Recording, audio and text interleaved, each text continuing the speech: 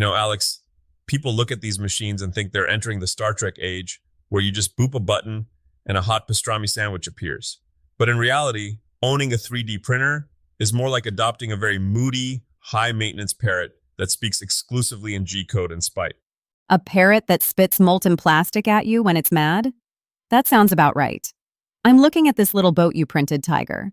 It looks like it went through a blender and then tried to grow a beard. What happened here? That, my friend, is the spaghetti incident of Tuesday. I walked away for 20 minutes to grab a coffee, and when I came back, the printer was just happily weaving a polyester sweater in midair. It had completely lost its grip on reality and the build plate. And that's what we're diving into today on the Tiger Den, the dark art of 3D printing troubleshooting. Because when things go right, it's magic. But when they go wrong, it's a plastic exorcism. Tiger, pull up a chair. Let's start at the very beginning. Literally, the nothing is happening phase. Yeah, the ghost print. The head is moving, the fans are whirring, but it's just drawing invisible lines. Usually that's your extruder having a midlife crisis. Either the filament is stripped, meaning the gear has ground a little U-shaped notch into the plastic so it can't grip it anymore, or you've got a clog that's tighter than a rusted bolt on a 1965 Chevy. So, if I'm a beginner staring at an empty bed, what's the first move? Do I just start poking it with a needle? Steady there, surgeon. First, check if your nozzle is actually hot. I've seen folks try to extrude cold plastic, which is like trying to push a frozen marshmallow through a straw. If it's hot and still not moving, you might need a cold pull.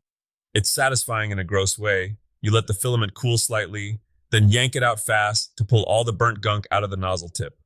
It's like cleaning a pipe, but with more swearing. Okay, but let's say the plastic is coming out, but it's just dragging behind the nozzle like a sad tail. It won't stick. The not sticking to the bed issue is basically the hello world of printing failures, right? Oh, bed adhesion is the hill most makers die on. If that first layer isn't bonded to the plate like it's been welded there, the whole project is a ticking time bomb. Usually, it's one of two things. Either your bed is as oily as a deep fryer because you touched it with your fingers. Seriously, those skin oils are like Teflon for plastic. Or your nozzle is a hair too high. I've seen you leveling that bed for 40 minutes before. You look like a safecracker trying to hear the tumblers fall. It's a delicate dance. You want that nozzle to squish the plastic just enough so it looks like a flat ribbon, not a round bead. If it looks like a tiny tube of toothpaste resting on the glass, it's going to fly off the moment the printer accelerates. Give your bed a scrub with some high-strength isopropyl alcohol. Make it clean enough to eat off of, and then maybe, just maybe, the plastic will stay put. What about the elephant's foot?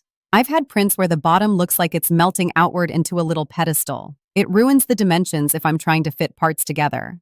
That's the classic oversquish. You're so worried about it not sticking that you've smashed the nozzle down too hard, or your bed temperature is high enough to keep the plastic in a semi-liquid state. It's like sitting on a marshmallow. It's got to go somewhere, so it squirts out the sides. Turn the bed temp down 5 degrees after the first layer, or back off your Z offset just a smidge. Speaking of things squirting out the sides, let's talk about the hairy print. You know when it looks like a spider inhabited the printer overnight? Stringing is the bane of my existence. Ah, the cobwebs. That's purely a matter of retraction and oozing. Think of the nozzle like a hot glue gun. When you stop squeezing the trigger, the glue still wants to drool out. In a 3D printer, we tell the motor to suck the filament back a few millimeters when it moves between spots. If your retraction isn't dialed in, or if your filament has soaked up moisture from the air like a sponge, it's going to leave those wispy trails everywhere. Wait, wet filament? I thought it was plastic. How does plastic get wet? It's hygroscopic, big word for thirsty. Nylon, PETG, and even regular PLA will suck humidity right out of the room. When that moisture hits the 200-degree nozzle, it turns to steam, creates pressure, and pushes the plastic out when it should be staying put. It's like trying to fry bacon with a wet spatula. Lots of popping and mess. If you hear little snapping sounds while you print, your filament needs a session in a dryer. That's a tip most people ignore until they've wasted 3 spools. Okay, let's move to the mid-print disasters. Layer shifting. 1 minute you're printing a cube, the next minute the printer decides the top half of the cube should be 3 inches to the left. It's heartbreaking. Layer shifting is usually a mechanical oopsie. Imagine you're running a marathon and someone trips you. You're still running, but you're in the wrong lane now. If a belt is loose, it might skip a tooth on the gear, Or even more common, the nozzle might clip a curled edge of the print. The motor tries to move, the nozzle hits the plastic, the motor skips, and now the printer's internal map is totally out of sync with where the head actually is. So it's basically a GPS error for robots. Exactly. Check your belts. They should twang like a guitar string, not flop like a wet noodle. And keep an eye on your cooling. If the corners of your print are curling up, we call that warping. The nozzle is eventually going to headbutt that corner. It's a heavyweight fight, and the printer usually loses. We've talked about too much squish and not enough stick. But what about pillowing? I hate it when the top of my print has these little gaps or looks like it's got bubbles under a rug. Pillowing is a classic heat and air problem. You're trying to lay down a solid top floor over a hollow basement, the infill. If your cooling fan isn't blowing hard enough, the hot plastic just sags into the gaps of the infill.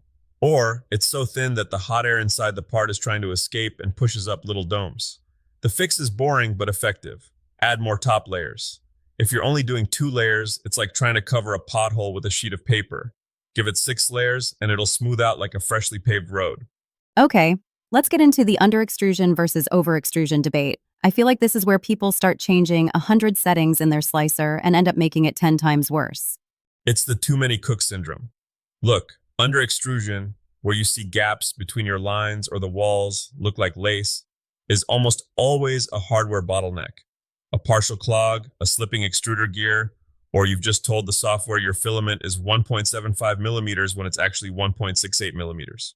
And over-extrusion? That's the messy, blobbish look? Yeah, that's just greedy printing. The printer is dumping more plastic than there is room for. It makes the dimensions wander off and gives you these ugly zits on the surface. Honestly, 9 times out of 10, just calibrating your E-steps, which is basically teaching the printer exactly how much filament an inch is, solves both.